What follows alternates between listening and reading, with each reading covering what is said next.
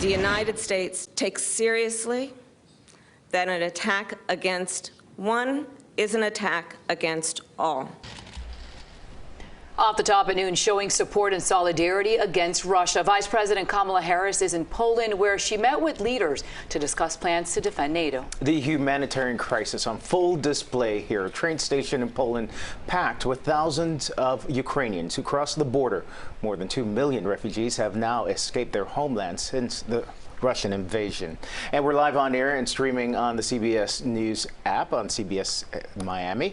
Good afternoon, everybody. I'm Candace Gibson. And I'm Maribel Rodriguez. The war in Iraq now in its third week with no end in immediate sight. Yeah, today, international condemnation over that Russian strike on a maternity hospital in Ukraine. CBS 4's Natalie Brand is live at the White House with the very latest on this. Natalie.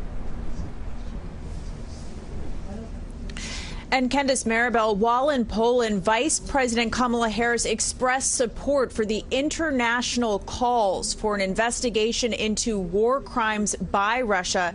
Meanwhile, Ukraine's foreign minister met with his Russian counterpart in the first high-level talks since the invasion began, but no agreements were reached. Russia and Ukraine met for peace talks Thursday morning in Turkey, but the discussion ended without a breakthrough. They seek a surrender from Ukraine, but this is not what they are going to get. There is also no immediate progress on establishing a new humanitarian corridor out of Mariupol.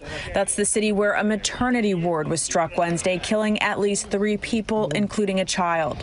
Vice President Kamala Harris, while in Poland, called it a war crime. Any intentional attack on innocent civilians is a violation. The World Health Organization says it's not the first time Russia has hit a healthcare facility. WHO has verified 18 attacks on health facilities, health workers and ambulances, including 10 deaths and 16 injuries. U.S. officials are concerned Russia could use chemical or biological weapons in Ukraine or create a false flag operation accusing the West of using them. We have seen one of their playbooks is to accuse the other that which you are doing or which you plan to do. A senior defense official tells CBS News Russia could encircle the capital of Kyiv in another 1 to 2 weeks if it's able to grind through significant Ukrainian resistance. Ukraine is strong. Ukraine is fighting. Ukraine made Russian initial plans fail. The U.S. estimates as many as 5,000 to 6,000 Russian forces have already been killed in action, in addition to an estimated thousands of Ukrainian soldiers and civilians.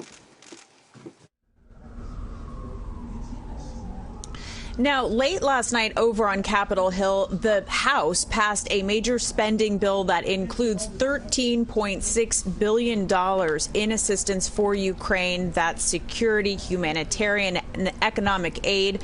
The Senate, it now heads to the Senate, where the Senate Majority Leader is hoping for a vote as early as tonight. Meanwhile, Senator Rubio is among those on the Senate Intelligence Committee hearing from intelligence officials, the top intelligence officials today for what's an annual hearing, but it certainly takes on new important special significance during this period. Senator Rubio calling it the most important worldwide threats hearing in his time in the Senate. Candace. Yeah, Senator Rubio is a co-chair of that committee. Natalie Brand, thank you for that report at the White House.